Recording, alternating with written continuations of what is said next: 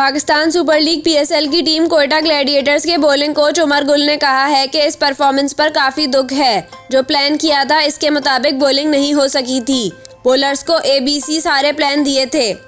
Quetta Gladiators की Islamabad United के खिलाफ मैच में शिकस्त के बाद प्रेस कॉन्फ्रेंस करते हुए उमर गुल का कहना था कि अब तक हम अच्छी क्रिकेट नहीं खेल रहे, हमें तीनों डिपार्टमेंट्स में बेहतर करना होगा।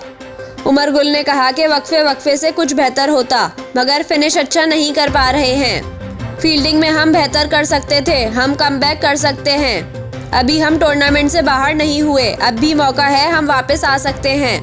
उन्होंने मजीद कहा कि हम अच्छे कॉम्बिनेशन की तलाश में हैं। जब आप अहम प्लेयर से महरूम हो जाते हैं तो इसके बाद कॉम्बिनेशन बनाना मुश्किल हो जाता है। हमें तवक्का थी कि हिसार नगा आएगा, इसके हिसाब से कॉम्बिनेशन बनाया था।